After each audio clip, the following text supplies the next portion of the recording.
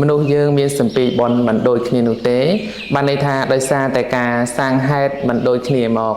នៅក្នុងពុទ្ធដីកាព្រះអង្គសម្ដែងថាពពេចកតបញ្ញតាភាពនៃបុគ្គលដែលធ្វើបនមកមិនដូចគ្នាដោយសារពូជចេតនាឬក៏ការធ្វើការប្រព្រឹត្តធ្វើហ្នឹងយើងមើលខុសគ្នាស្រឡះអ្នកខ្លះធ្លាប់ដាំពូជចេតនាក្នុងការឲ្យទាននៅរបស់របរបន្តិចបន្តួចក្តីរបស់របរច្រើនក្តីដល់បុគ្គលដទៃហ្នឹងគាត់មានពូជចេតនានឹងឯងបានន័យថាគាត់ជាបុគ្គលអ្នកមានគឺមានពូជចេតនាក្នុងការឲ្យមួយទៀតគាត់មានពូជក្នុងការគោរពដល់បុគ្គលអ្នកដទៃតកោរៀមច្បងចាស់ព្រឹទ្ធាចារ្យសាមណៈព្រាហ្មណ៍ក្នុងការឲ្យផ្លូវជាដើមនិងការឲ្យពូជក្នុងការចម្រើននៅកុសលធម៌ដទៃផ្សេងទៀតចឹងទៅដូច្នេះបានជាការប្រព្រឹត្តធ្វើរបស់បុគ្គលដទៃផ្សេងគ្នាបានជាមកក្នុងអត្តភាពនេះវាមានពូជមិនដូចគ្នាគេហៅថាកម្មពីជាកម្មហ្នឹងគឺជាពូជវាមានការប្រព្រឹត្តទៅថាបុគ្គលខ្លះកើតក្នុងតកោអ្នកមានទ្រព្យសម្បត្តិច្រើនបុគ្គលខ្លះទៀតកើតក្នុងតកោអ្នកមានឋានៈទូនីតិខ្ពង់ខ្ពស់អញ្ចឹងធំដុំអីសពគ្រប់បែបប្រការទៅចំណែកអ្នកខ្លះទៀតឯណោះបែរទៅជាកើតក្នុងតកូលទីតលក្រទុកលំបាកមិនមានទ្រព្យសម្បត្តិអីចឹងទៅការរស់នៅហ្នឹងក៏វាប្រព្រឹត្តទៅជាថាមានសេចក្តីទុកលំបាកច្រើននៅក្នុងដំណើរជីវិតដូច្នេះនៅក្នុងសេចក្តីនេះចង់បញ្ជាក់អំពីថាសម្ពីបនរបស់មនុស្សយើងសាងមកមិនដូចគ្នាដូច្នេះដើម្បីថាឲ្យយើងរៀនព្រមរៀនល្មមថាធ្វើម៉េចបានជាក្នុងអត្តភាពនេះយើងប្រឹងប្រែងព្យាយាមប្រកបរបរចំជីវិតនឹងមិនខ្លាចនឿយហត់ទាំងព្រឹកទាំងថ្ងៃអីឬក៏ថារហូតដល់យប់ប្រលប់អីសពគ្រប់បែបប្រការហ្នឹងមិនមែនជាបុគ្គលអ្នកខ្ជិលច្រអូសទេប៉ុន្តែបែរទៅជាមិនសូវជាបុគ្គលអ្នកសម្បូរទៅដោយទ្រព្យសម្បត្តិឬក៏មិនមានទូនីតិតំណែងអីដូចជាបុគ្គលដទៃអញ្ចឹងយើងចាប់ផ្ដើមមានការប្រៀបធៀបទៅថាគេព្យាយាមគេប្រឹងប្រែងដូចយើងផងឬក៏ថាតិចជាងយើងផងប៉ុន្តែគេបានទៅតាមអ្វីដែលគេធ្វើនឹងតែយើងនេះព្យាយាមប្រឹងប្រែងដែរប៉ុន្តែมันបានតាមអ្វីដែលយើងចង់បានឬក៏តាមអ្វីដែលយើងប្រាថ្នាហើយក៏មានសេចក្តីមិនសប្បាយចិត្តអញ្ចឹងទៅពេលខ្លះក៏ប្រៀបធៀបជាមួយនឹងបុគ្គលដទៃក៏មានការចំណែនក៏មានការរហូតដល់មានការឈ្នានីសអីដទៃផ្សេងទៀតអញ្ចឹងទៅប៉ុន្តែនៅក្នុងន័យពុទ្ធដីកាយើងអាចចាប់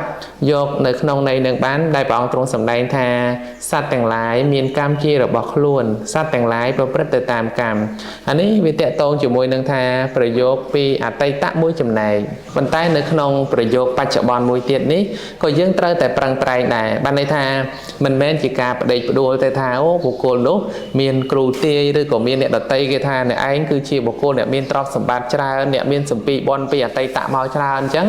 ស្រាប់តែมันមាននៅការព្យាយាមក្នុងពេលបច្ចុប្បន្នគិតតែថាពីអតីតហ្នឹងវាឲ្យផលមកស្រាប់តែដេកចាំសំណាងដូចយើងថាដេកចាំសំណាងព្រោះឮគេប្រាប់ថាអ្នកឯងនឹងមានសំណាងនៅអាយុប្រមាណប៉ុណ្ណោះអីចឹងទៅ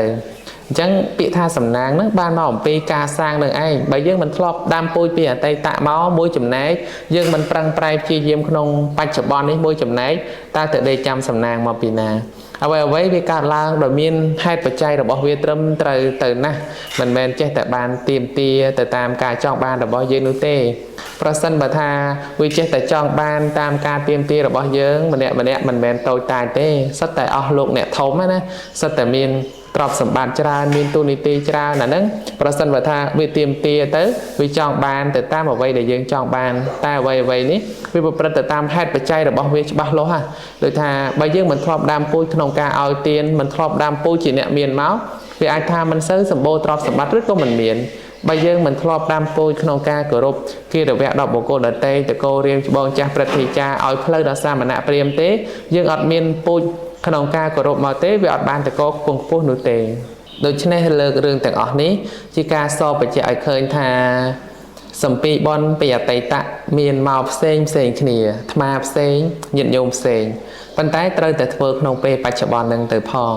ហើយមួយទៀតឲ្យចេះរៀនព្រមល្មមហើយដើម្បីកាត់បន្ថយនៅការច្រណែនទៅលើបុគ្គលអ្នកដទៃពេលណាដែលយើងច្រណែនទៅដូចថាប្រឹងប្រែងដូចគ្នាគេបានលើសយើងអាហ្នឹងក៏ពេលខ្លះវាទៅជាវាធ្វើឲ្យអាប់អោនទៅវិញណាបនរបស់យើងហ្នឹងក៏ថាវាមិនមានឱកាសឬក៏ថាវាមិនងាយក្នុងការឲ្យផលវាមានតែអំពើបាបឬក៏អកុសលដែលកើតឡើងនឹងឯងអញ្ចឹងវាមិនដូចគ្នានោះទេបើយើងរៀនព្រមរៀនល្មមទៅថាបានប៉ុណ្ណាក៏បានប៉ុណ្ណឹងទៅអ្វីដែលយើងបានធ្វើមកហ្នឹង ដោយសារពពេចកតបញ្ញតាហ្នឹងមិនដូចគ្នាគ្មានអ្នកណាមួយចង់អន់គ្មានអ្នកណាមួយមិនចង់បានទ្រព្យសម្បត្តិឬក៏តំណែងទូនីតិ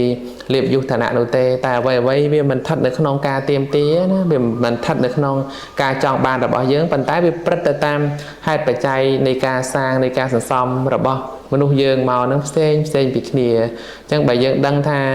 អ្វីនឹងបានធ្វើមកវិតិចត្រូវតែប្រឹងប្រែងត្រូវតែបន្ថែមប្រើប្រាស់ពេលវេលាដែលនៅសល់ដែលបានដឹងហើយហ្នឹងណាឲ្យប្រព្រឹត្តទៅជាប្រយោជន៍ដូចជាថាខ្លឹមសារនៃទ្រព្យគឺការឲ្យទានខ្លឹមសារនៃជីវិតហ្នឹងគឺថាជាការប្រព្រឹត្តធម៌កុំឲ្យពេលវេលាហ្នឹងមានការអស់ទៅហើយមានតែសេចក្តីច្រណែនមានតែសេចក្តីឈ្លាននេះមិនមែនជារឿងល្អនោះទេដូច្នេះនៅក្នុងសេចក្តីនេះចង់បញ្ជាក់អញ្ចឹងណាបងបានន័យថាគប្បីជាបុគ្គលអ្នកមានសេចក្តីប្រឹងប្រែងទៅកុំដេកចាំសំណាងប៉ុន្តែយើងគប្បីសាងមិនមែនជាការដេកចាំសំណាងធ្លាក់ពីលើមេឃធ្លាក់ពីលើអាកាសនោះទេប៉ុន្តែគប្បីជាបុគ្គលអ្នកសាងគប្បីជាបុគ្គលអ្នកសន្សំដូចតែបានលើកឡើងថាអ្វីវាមិនមែនកើតឡើងដោយឥតហេតុឥតបច្ច័យនោះទេវាកើតឡើងពីការសន្សំកើតឡើងពីការប្រឹងប្រែងរបស់មនុស្សយើងម្នាក់នឹងឯងដោយសេចក្តីព្យាយាមមិនមានសេចក្តីខ្ជិលច្រអូសក្នុងការប្រព្រឹត្តទៅជាពិសេសគឺថាពេលដែលឃើញតម្លៃនៃសេចក្តីល្អកុំខ្ជិលឲ្យសោះបើឃើញអំពីតម្លៃនៃសេចក្តីល្អហើយក៏គប្បីជាបុគ្គលដែលថាប្រឹងប្រែងព្យាយាមប្រព្រឹត្តទៅកុំឲ្យថាចង់សនុកប៉ុន្តែខ្ជិលអាហ្នឹងមិនមែនជារឿងល្អនោះទេដូច្នេះលើកមកប្រមាណប៉ុណ្ណេះបាទសូមអនុមោទនា